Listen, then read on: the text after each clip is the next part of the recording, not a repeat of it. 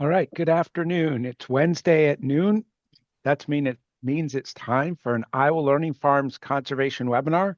I'm Matt Helmers with Iowa State University and welcome you to this week's webinar for the Iowa Learning Farms. Iowa Learning Farms is made possible through support of a number of different entities, including the Iowa Department of Agriculture and Land Stewardship, the Iowa DNR through Section 319 of the US EPA, Iowa NRCS, and Iowa State University Extension and Outreach.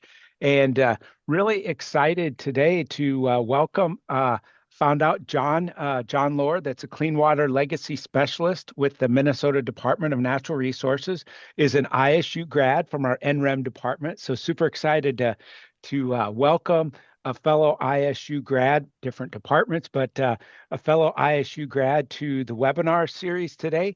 And Jon is going to talk to us about utilizing stream restorations to improve the physical, chemical, and biological integrity of Minnesota's watersheds. As always, if you have questions, please type those in the chat box and we'll get those to Jon at the end of the talk. And with that, Jon, the virtual floor is all yours. All right, Matt, thanks for having me today. It's nice to be on this side of the Iowa Learning Farms presentations. I have listened to quite a few of them over the years. But yeah, I had my own title slide. I guess the only thing just to show is I'm out of Mankato, Minnesota, and I'm fully funded by the Clean Water Land and Legacy Amendment in Minnesota. That was a 2008 amendment in Minnesota. And this is a picture of Blue Mountain State Park. And if anyone saw in the flyer or the announcement, I have a video about this restoration, which would really explain a lot of what I'm going to discuss today. A little bit about my position. About 50% of my job is to go and identify relationships between stream instability and sediment impairments. And the way we do it in Minnesota is there's a watershed schedule. So we go by Huck 8 watersheds and look at and monitor streams and how they're changing over time and kind of figure out the root causes of that. Then we work with local government units and other state agencies to develop projects to help meet clean water objectives. And the other 50% of my workload is to restore streams. And that can include natural stream restorations, fish passage at culverts, dam removals or retrofits, like a rock arch rapids, and then increasing water storage with floodplain reconnections. So doing all of these in a way that meets our clean water objectives and decreases downstream flooding and also erosion in our natural streams. Now, the framework that the Minnesota DNR has adapted to is from the In-Stream Flow Council from 2004, and that is the 5-component framework where we're looking at hydrology, which is in general, the relationship between precipitation and runoff and how that's changing over time. Peak flood events are important as well. And then the other physical aspects are geomorphology, which is the river changes I was discussing earlier that we're assessing, and then connectivity, which has 4 parts to it. Longitudinal connectivity is the one that most people refer to, which would be the ability for fish and sediment to move freely upstream, downstream, obviously sediment just downstream. And then also lateral connectivity, which would be the connection to its floodplain, vertical connectivity, which is connection to groundwater sources, and then the temporal connectivity is all of these parts and how they go over time. So that's the physical components, and that's basically what DNR looks at, while the Pollution Control Agency in Minnesota looks at water quality and biology.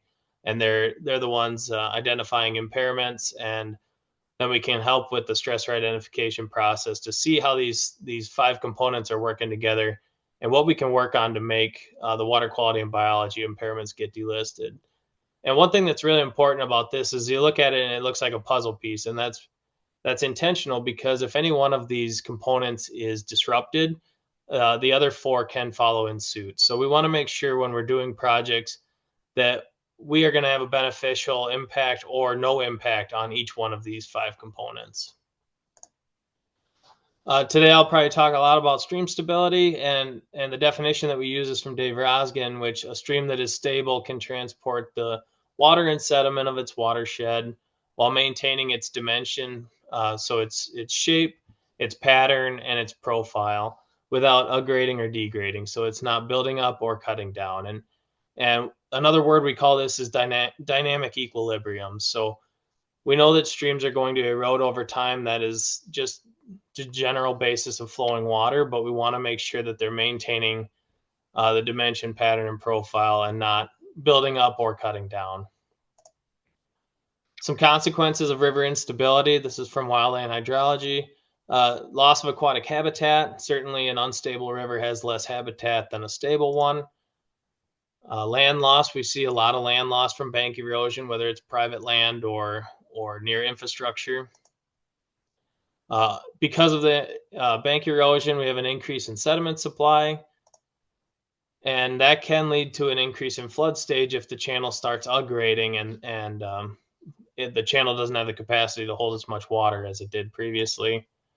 Loss of infrastructure, like we see on roads, bridges, culverts. After a flood, we see a lot of damage in many cases, which leads to high maintenance costs with this infrastructure.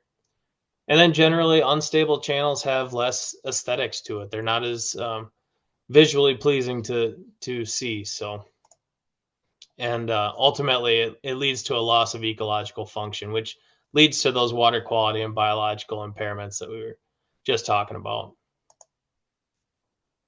So real quick, going through the channel evolution model. This was the oldest model that I'm aware of, but initially the channel evolution model is you have a stable stream, which is this dashed line, and when it gets disturbance, its immediate response is to downcut.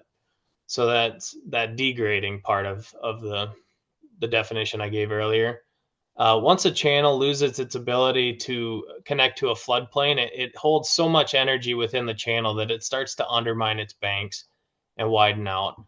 And then it gets to a point where it gets so wide that it can't transport its sediment. It can't effectively do that. So it starts to aggrade and build a new floodplain at the lower elevation, which again comes to a point where it's at equilibrium and considered stable.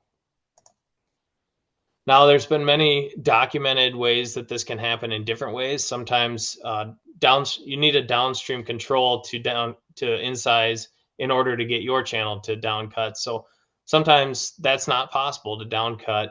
However, widening phases can happen from loss of vegetation or other things. So the boundary conditions of the channel really decide or help kind of decide what's going to happen after disturbance.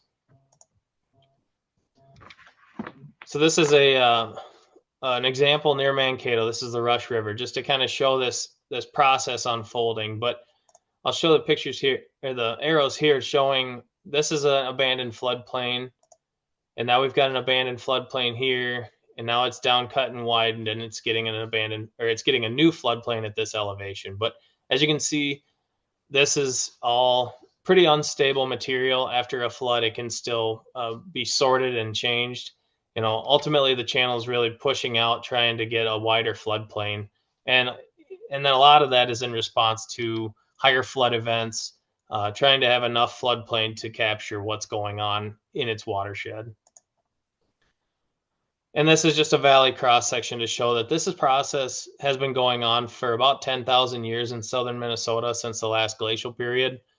We had River Warren, which drained Glacial Lake Agassiz and is now the Minnesota River. So naturally, there was some incision immediately after the draining of River Warren. And we're probably in another phase of that now with more recent land use and climate changes. So getting into stream restoration, the way we kind of look at things is to restore a stream is to remove or relax the human constraints on the stream. And it's important that we utilize the natural channel design methodologies just to have kind of a standard format of how we go about looking at taking an unstable stream and turning it into a more stable river. And a big part of that is finding your reference channels to guide the restoration. So that the reference channels may, in some areas, they may be pristine rivers. In southern Minnesota, we're looking for more like streams that can withstand big flood events. They may not be the greatest streams out there, but they do have something to them whether it's just floodplain connectivity or what, that can withstand big flood events. So we want to document those, and we want to use those for our restorations. Another thing that we do is develop regional hydraulic relation curves, which is just looking at what size of channel, that dimension, the cross-sectional area of the channel we should expect given a certain drainage area. So that'll give us an idea, because in incised streams, it's really hard to find that quote unquote bankful, that 1 to 2 year flood event, because the channel is incised and it kind of erodes those bankful features. So it's important to know that when you do have sites that you can't identify what that 1 to 2 year flood channel should look like.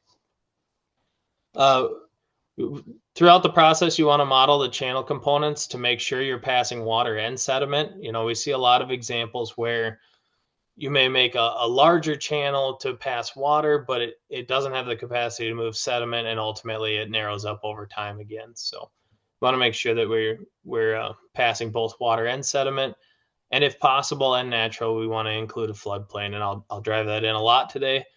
But floodplains are very important. However, not all streams naturally have expansive floodplains, so we don't want to just go in and put a big floodplain where there may not have naturally been one, because it'll change the stream type for that valley, and it may have detrimental impacts.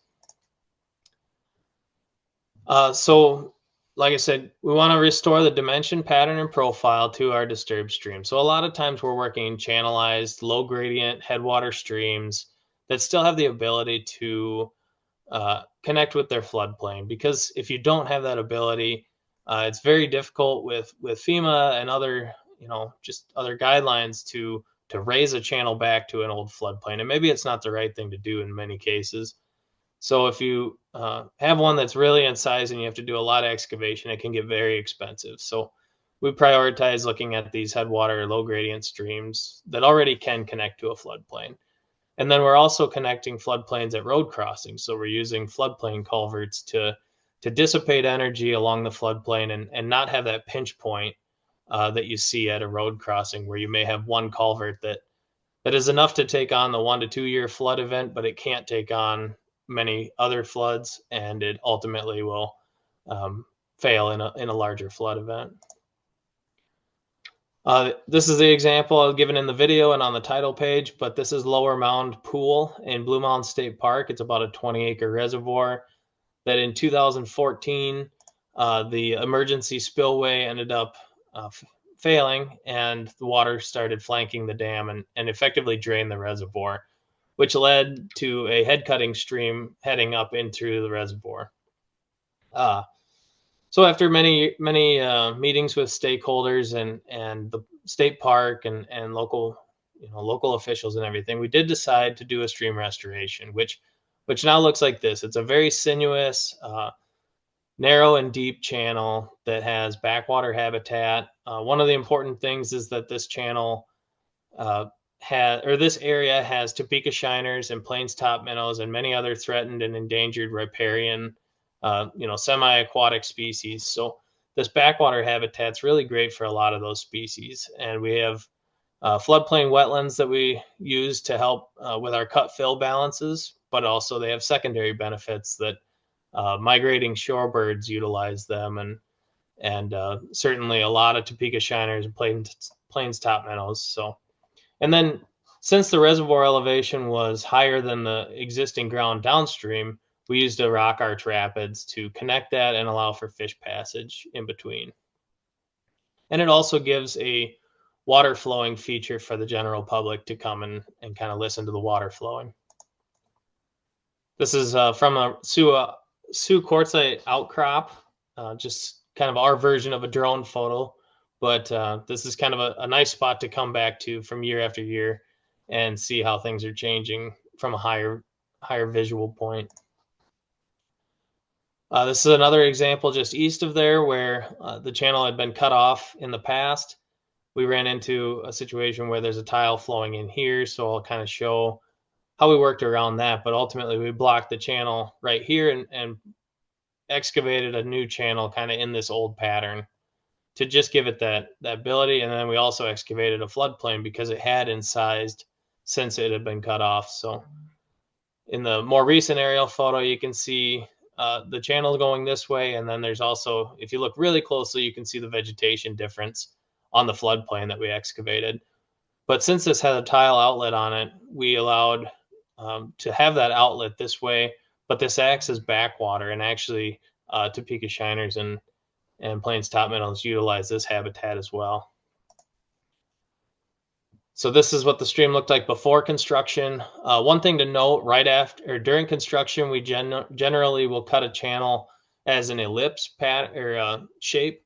So it's a little wider and shallower at first, because low gradient streams have their most energy when they're narrow and deep. So we don't want to set the channel up for erosion right after construction. So we do make it a little wider and shallower, and then let the vegetation come in. And then as that encroaches, it makes it narrow and deep again. So you can kind of see that difference here. We had to do a little bit of alignment at the road crossing, but this is the only photo I can show that you can see the floodplain culverts that we used. And this road had a history of overtopping.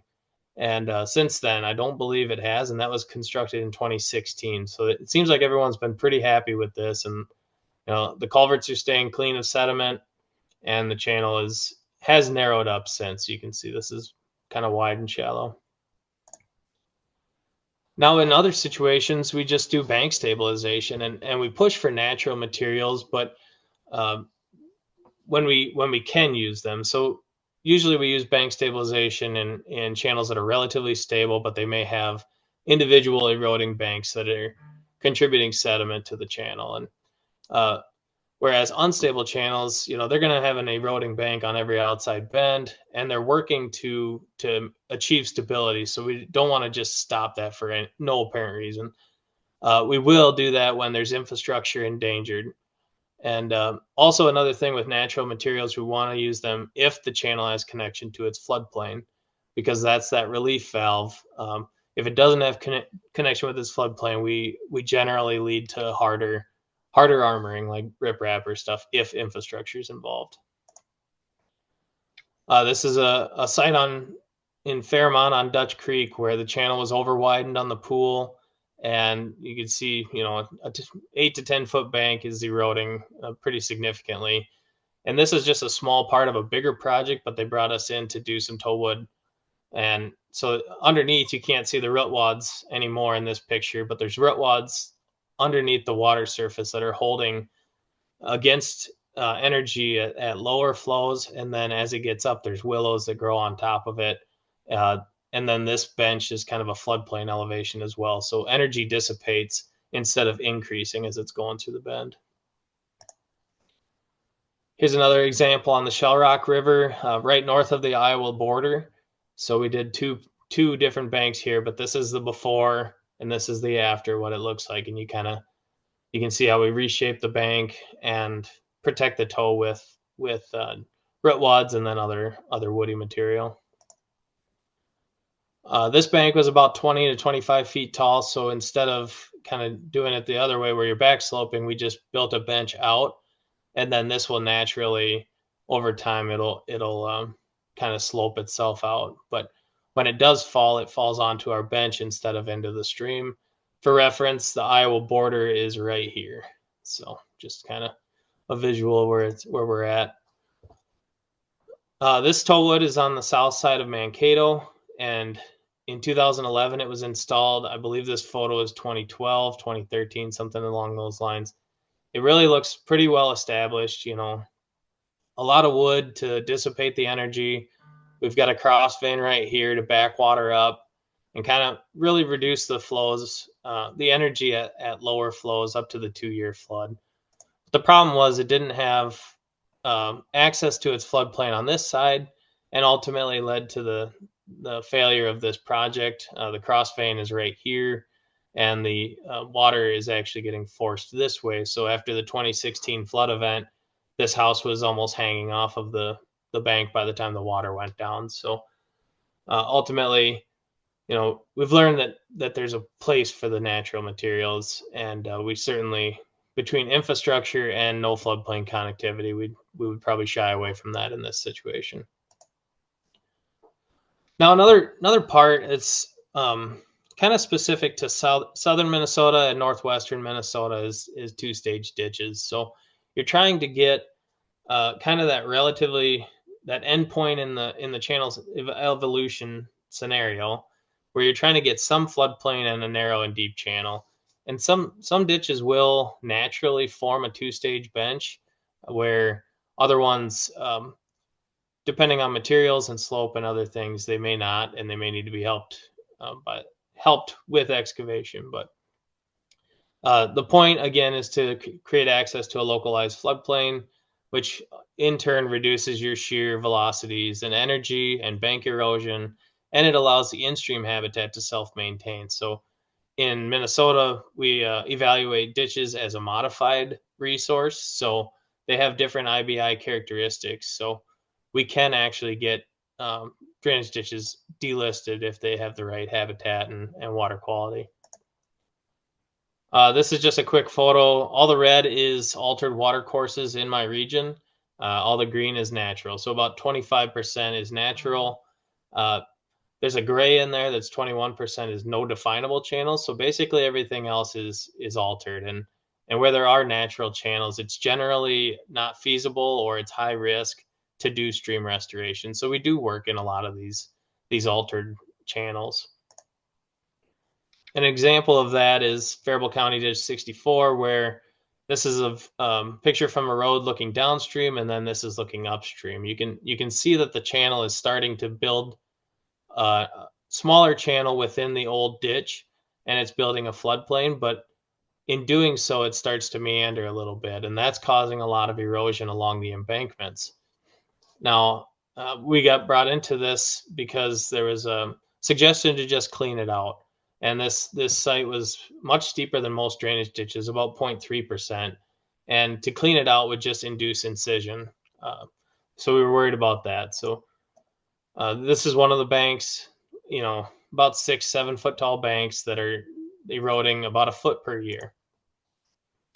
So some of the cross sections that we have, this is 2019 to 2021 is the green triangles to the red circles. About 2 feet of erosion happened then. And then this next cross section is the 2022 as built for the two-stage ditch.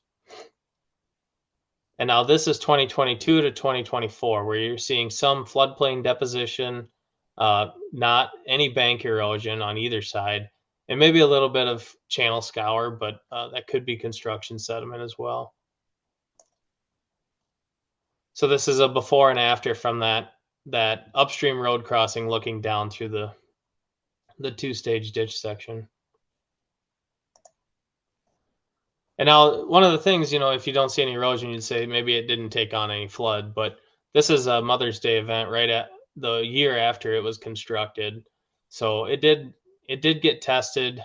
You can see kind of the flow vectors would slow down on the floodplain. And then as it went to the section that wasn't two-stage anymore, you start to see those standing waves picking up and velocities, but we didn't collect data in there. It's such a flashy system, it'd almost be impossible to get flow measurements through there. But then a couple days later, it's back within its channel. You can see all the debris, the flood debris that's deposited. One thing to note, this lower section got cleaned out a little bit, during construction. So that's why it looks a little wider than it does up in this section, but ultimately it's still holding together well. And now this is looking down at that section that wasn't two-stage, and you can start seeing these sections of bank that are calving off a little bit and will departure at some point through multiple flood events. But in the 2,000 feet of two-stage ditch, based on the Colorado bank erosion model, we did reduce stream bank erosion by 70%, just from 143 tons to 44 tons over that 2,000 feet. So pretty significant, even though there's still plenty of sediment sources in that watershed.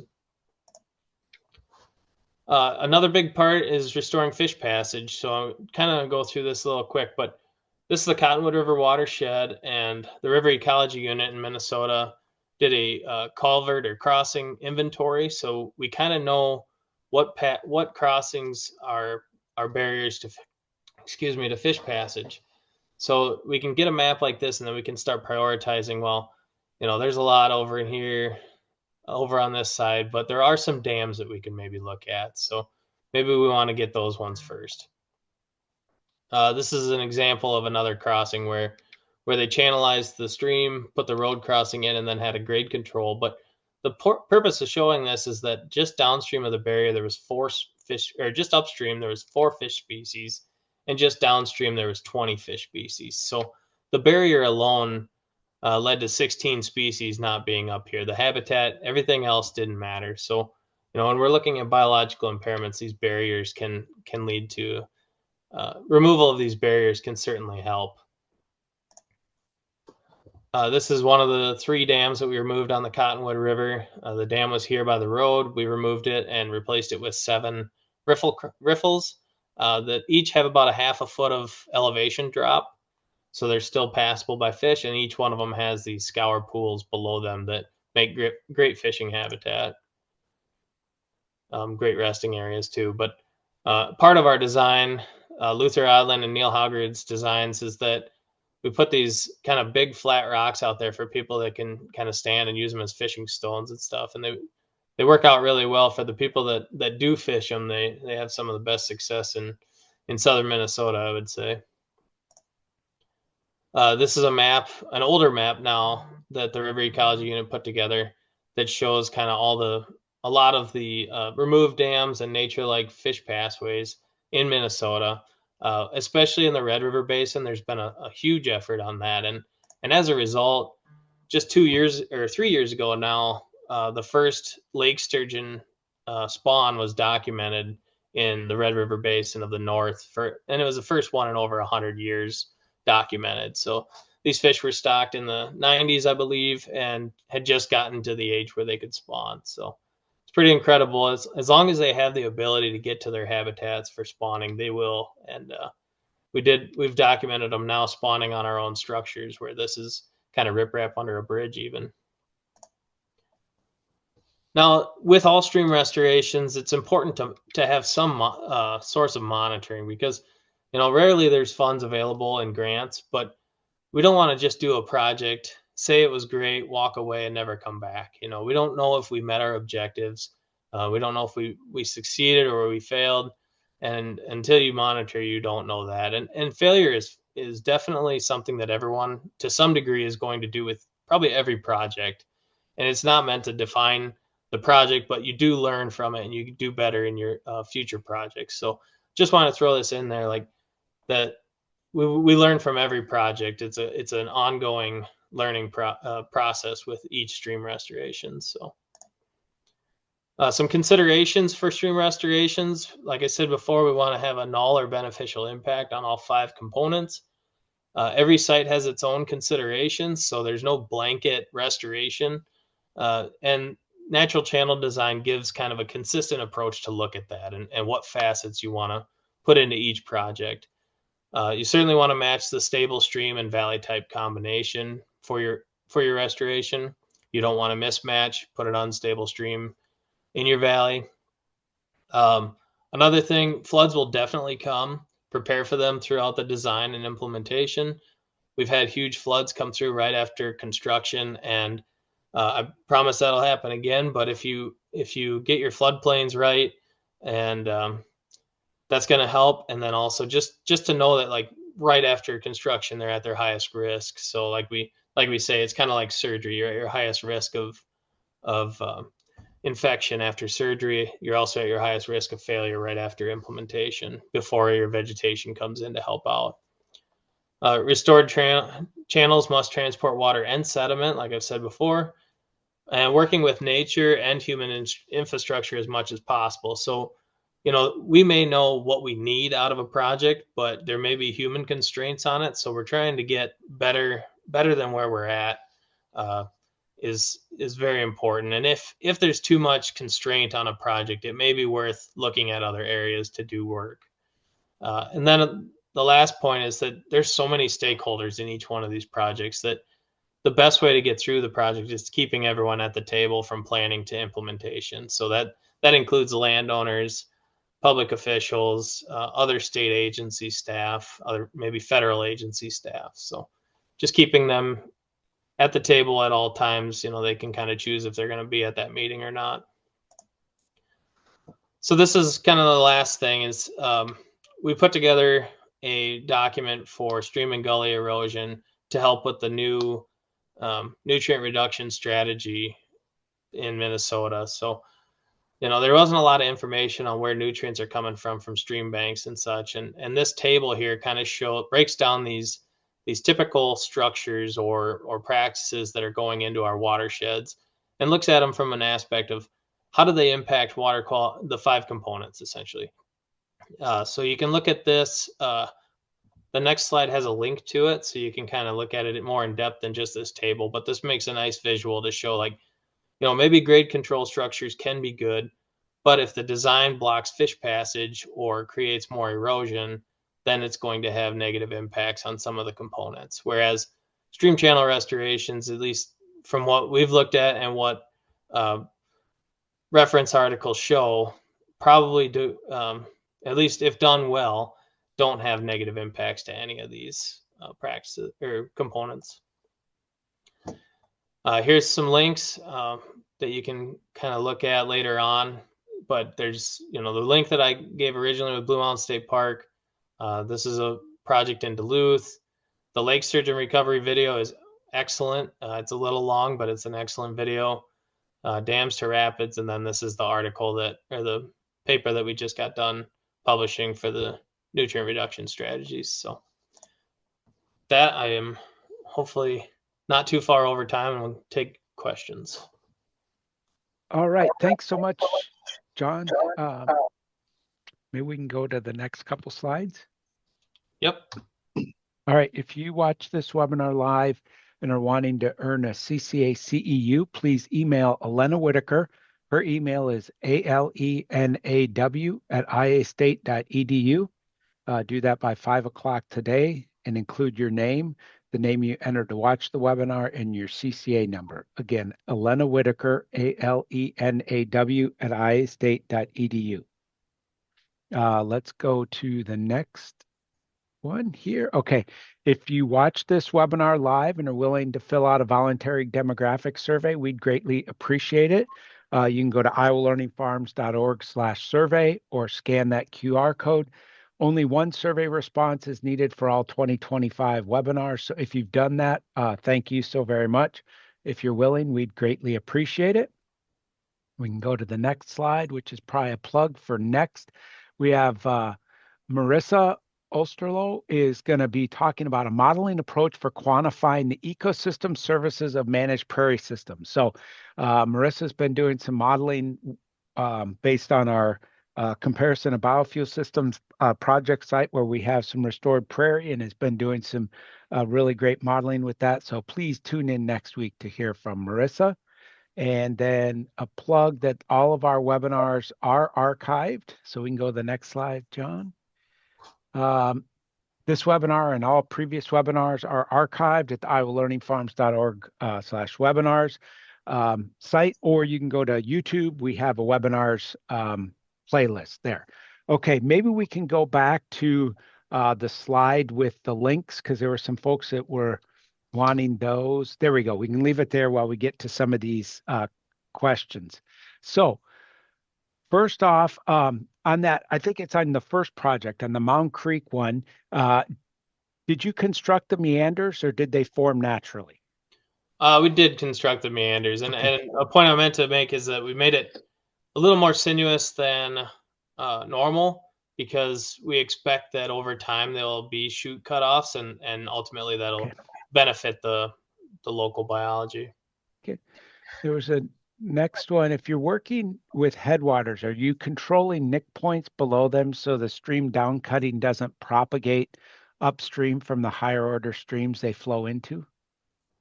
Yeah, that's something that we have to consider with every project. So that would be a site-by-site situation. In a lot of cases, the downstream grade control, especially in our headwaters, will be a culvert, most likely. Okay. So, you can think of southern Minnesota similar to north central Iowa. There's a grid system of roads. There are a couple questions here on species. So the first one, are there specific species of vegetation you use on the banks? We generally follow whatever our SWCDs or NRCS would use for riparian plants. We're certainly, and that comes to the stakeholders part. Like, I don't pretend to be a vegetation specialist, so Okay. we we definitely lean on the experts on stuff like that. Okay. And this one might be a little bit outside of your area because it's on the vegetation, but have you ever used prairie cordgrass to stabilize banks? This person indicates they know Iowa DNR is using cordgrass on some trout stream bank stabilization projects, Iowa DNR. Okay, yeah, and again, I would lean on the experts on that Okay. on what the mixture is. It would be something riparian, a little wet. We expect it to get flooded. And then there's going to be natural seeding too. We'll get willow and cottonwood and stuff in these restorations as well. This one kind of maybe going back to the beginning, but just thinking about maybe you can describe why would a river not being connected to the floodplain cause problems with erosion? Well, it depends on what valley it's in, but if a channel doesn't have connection to its floodplain, it just continues to build energy. So every flood's a little bit bigger. It has more and more energy in the channel, and depending on what the banks are made out of, if it's a bedrock stream, we don't have to worry about it as much. If it's a sand bed stream, there's going to be a significant amount of erosion because there's just so much energy that water holds. I mean, depending on the size of the river, you think about how much a 5 gallon bucket of water feel or weighs, and then it has the ability to erode because it's adhering to the sediment. You think about how many of those 5 gallon buckets are hitting that bank at every moment. You really start to understand just how much erosion to expect. This person's kind of interested on the group that you work with, John. How many people are in your shop, and how much of the project do you do in-house? And are there other teams like yours around the state or multiple state or watershed groups doing similar work? Yeah, for sure. And I meant to mention that at first. So my position's a team lead for two other watershed specialists. So it's a team of three in our region, and then we have four DNR regions. So there's 12 of basically similar staff working on this stuff from the DNR perspective. We have several private industries or private companies that, like in the Twin Cities, that help us out with all the design and stuff. So we're not engineers. We can do concepts and we can help with technical assistance throughout the process, but ultimately we need an engineer to do these bigger projects, and so I don't want to take away from them. And then we also have the river ecology unit, and that's throughout. They're statewide, but there's some in Fergus Falls, northwestern Minnesota, and then there's some in the Twin Cities as well, but they work statewide. So it's a pretty large group of people that are working on this. Cool. Um, how receptive have neighboring landowners been to the stream restoration projects? And that's the kind of the fun part about all this is that the seeing people's reactions before and after. Like, everyone's very adamant about something that they don't know. So like with every project, there's always somebody that just can't really grasp what it's going to look like, and they don't want things to change. And then once it has, they see it and they kind of appreciate it. And certain things come, like if you watch that Blue Mountains video, there's people that really appreciate all the shorebirds that are coming Yeah. to the wetlands. And there's a lot of while we're working with the physical aspects of the channel, the ecology of the floodplain is very important as well. And a lot of that is just giving it a floodplain. A lot of the other stuff kind of takes hold on its own. So we have a lot of secondary benefits. But Okay. ultimately, they do generally appreciate it after it's done. Have any of these projects been in long enough to kind of know what the life of the stabilization or restoration is? Let's see. Blue Mountains has been 6 years. It exhibited or it had a 7-inch rain event right when we closed up the old channel, and handled it well. It's had some other major floods. It's done well. Probably the one thing that's changed the most with Blue Mounds is that it's become kind of a beaver mecca, um, which isn't a bad thing. Right. They're part of the ecology. Yep. So and they haven't impacted the native resource or water quality. And actually, there's a pollution control agency site downstream of Blue Mounds that since the restoration is now getting delisted off of the impaired waters list. So, Oh, and great. they're attributing that to the restoration in part. Okay. This one asked, any suggestions for sourcing suitable natural materials to be used as tow wood, veins, rapids, and any issues with these materials blowing out after construction? Um, we've had projects that have failed in the past, and I would say that it doesn't necessarily come to the materials used; it comes to the design and implementation of the project.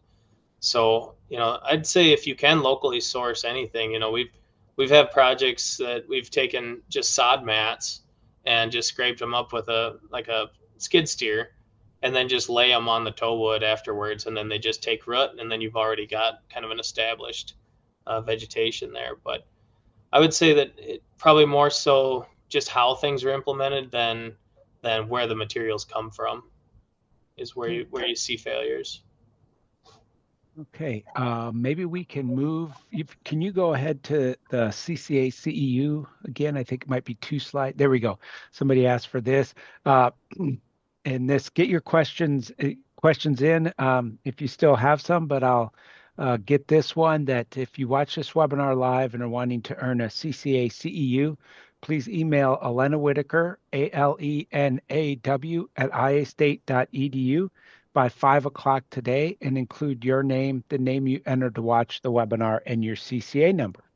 I guess there was one maybe last question here, John, which was, Okay. how do you handle the legacy sediments?